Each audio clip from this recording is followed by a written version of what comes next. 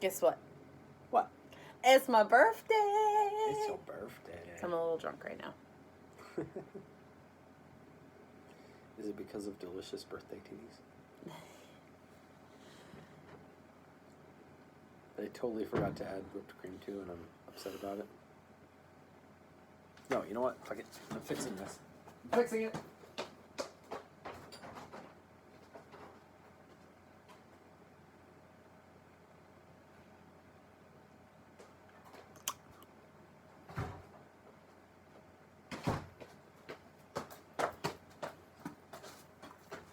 Better late than never.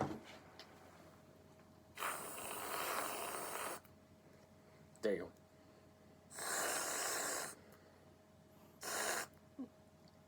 Oh. Okay. Ew.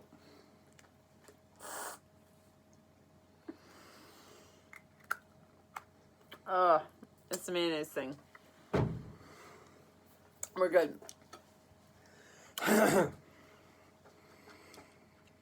All right. There. All's right with the world now.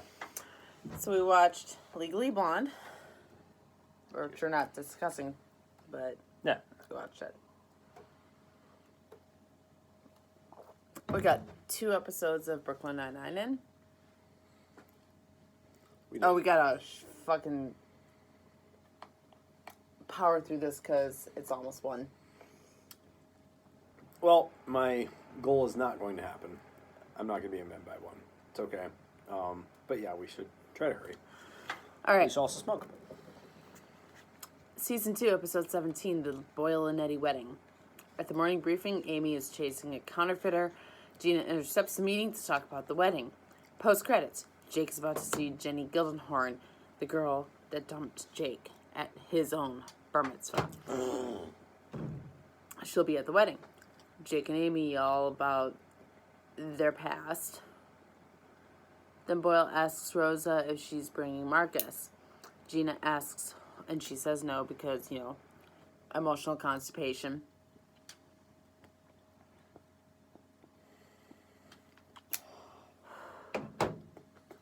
Gina asks Holt or Terry to stand in to oversee the ceremony after the priest dropped out. What religion is this? Clearly not Catholic, that's fine. Jake gets the ring and the tuxedo, then he and Amy have to go catch the counterfeiter, Minsk. Pre-wedding, Boyle asks Rosa to help his dad with his cufflinks. Dad admits to having doubts since this is his 6th wedding. He admits this to Rosa. Oh boy. Jake and Amy discuss the girl Jake's excited to dance with. Then they see Minsk and move in. She gives him relationship advice mid-showdown. Yeah, Amy and Jake are trying to just catch the bad guy. They're moving through this, whatever, place.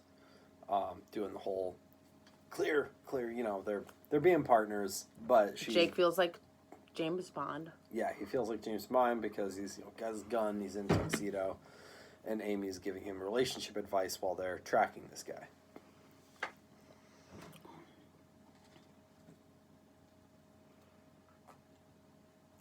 Rosa brings Boyle to talk to his dad. Boyle tried to talk him down. Meanwhile, the wedding is going poorly.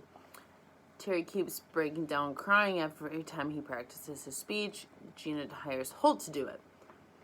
At the showdown, Amy and Jake take down the perp. They are flirting so hard. So hard. Gina is freaking out about the wedding. Jake sees Jenny. She wants to sit with him. Lol. Lord of the Rings reference. In the fight, Jake loses the ring. They say something about having the ring. He's like, give me the ring. He's like, I just went to a Lord of the Rings place. So back at the crime scene, Jake and Amy are searching for rings. For the ring, Amy is being a total wingman. She finds the ring, puts it on Jake's finger, and it gets stuck. But she's also like, go find Jenny, steal that dance, have that slow dance, blah, blah, blah. She's being awesome. It's beautiful. Beautiful. Back at the wedding, Gina is mildly relieved and trying to manage the wedding. Lynn, Boyle's dad, is freaking out. Gina tells Lynn her mom loves him because he takes a risk. Takes risks. Yeah, he's a risk taker. This strikes a chord with Rosa. Terry checks with Holt. He was ordained, but he's having trouble with the speech. So he did the whole online ordination thing, which I won't get into. Scully is singing Don't You Forget About Me to stall for time. Love it. Meanwhile, the ring is stuck on Jake's finger. He sees Jenny kissing another guy as the ring is ripped from his finger as Terry rips the ring from his finger. Did I type it that way? Yep. Oh. I say what I read. For the most part. During the ceremony, Amy comforts Jake over him being funged. Yeah, the guy that stole Jenny at his bar mitzvah was Fung, and he is also stealing Jenny from the wedding.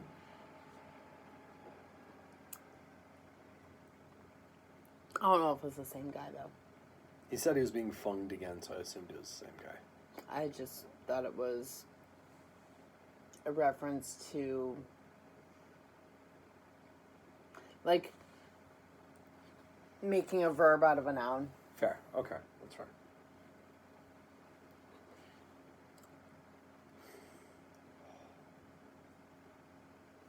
Holt gives a good speech. It's the biblical reading, but different. Love is patience, love is kind, but different. Anyway, marriage happens. At the reception, Rosa has Marcus come. He and Boyle, y'all. Talk? It says y'all. Autocorrect is real dumb. Rosa tells Marcus she's scared and she loves him. He reciprocates.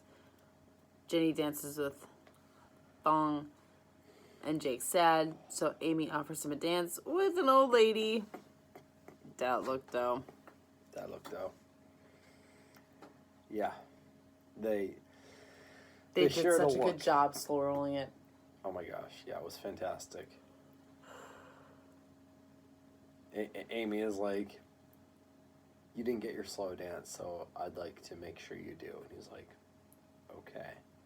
And she's like, with this woman who's been eyeing you all night. That's this old lady. And as he's dancing with her, they share a look over her shoulder, and it's just great. If that lady wasn't at their wedding. Mm-hmm.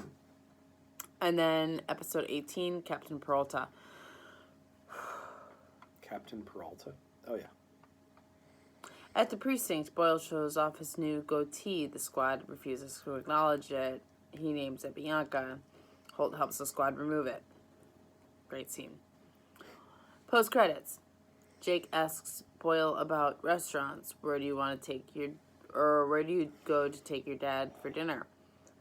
Jake's dad is visiting and wants to know where to take him for dinner. Boyle doesn't trust Jake's dad because he abandoned Jake. Meanwhile, Holt offers brain teasers to the squad at lunch. There are 12 men on an island. 11 are the same weight, but one is slightly lighter. You must determine who the lighter one is. There's a seesaw, but you can only use it 3 times. The price? Tickets to Beyonce. I thought Scully and Hitchcock would solve it. No. Meanwhile, Jake's dad, the pilot, arrives. Same guy who played the douchebag in Billy Madison, beat 2 Dubs. Which we just watched. We did. On Sunday. Oddly enough. Boyle doesn't trust him. Jake talks him up, introduces him to Holt, makes his dad tell piloting stories. Later, Terry is frustrated trying to solve the riddle. The ladies are cocky. Gina, Rosa, and Amy all day they'll win. I'll say they'll win. Okay. Rosa bets she and Gina will win before Amy and Terry figure it out. Jake and his dad tell the waitress at dinner it's her birthday. But it's my birthday! It's your birthday! Jake's dad says he needs Jake's help because prescription drugs were found in his luggage. That's why he's there. Jake brings the case to the squad. The feds think Jake's dad is using his clearance to smuggle drugs. Boyle says his dad is guilty. Jake asks to go to Canada to help with the case. He has to bring Boyle and Scully. Rosa and Gina are determined to solve the riddle. It's an easy solve, by the way. But... Yeah, so... But... Holt rejects this later, and I don't know why. But the riddle stipulates that all you have is a seesaw to measure things. So I'm saying, okay, you put 6 guys on one side and 6 guys on the other. Whichever side is lighter, the suspect is there. So then you've got it down to 6 people. You put 3 people on one side and 3 people on the other. Measure them. Whichever side is lighter, it's those 3. You've got 1 way left. So you measure 2 guys. If one of them is lighter, he's the target. If they weigh the same, the guy you didn't measure is the target. But for some unexplained reason, Holt says that wouldn't work.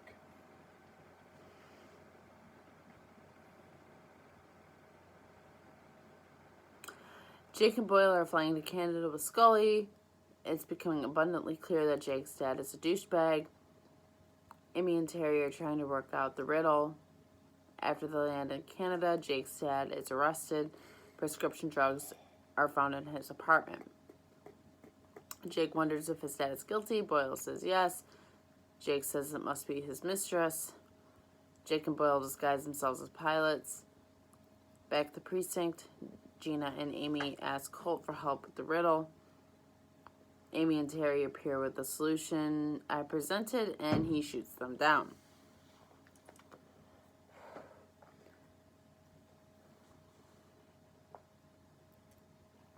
Boyle and Jake check the bar for potential mistresses. Jake suspects the bartender.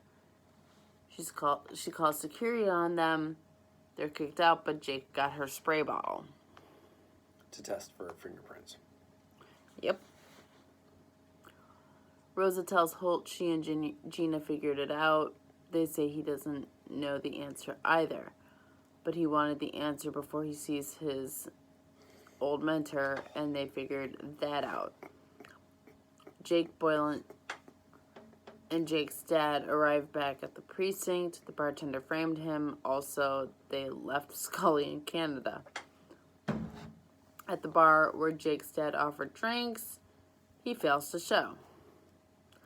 Boyle tries to console Jake after suspecting him the whole time. Jake says his dad isn't worthy of the benefit of the doubt, and then goes and confronts his dad at his apartment or hotel room or whatever, and tells him what's what. Back at the bar, the squad all salutes over the riddle. Gina tells Holt to tell his old mentor to suck an egg. That earns the Beyonce tickets.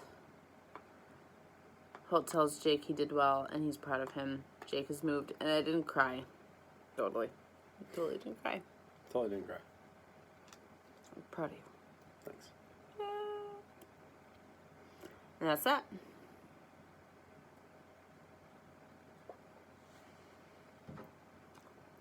You flew through that quite efficiently. Well done. I tried. I know you gotta get to bed. I do. One of us has to work in the morning. I took off because it's my birthday. All right.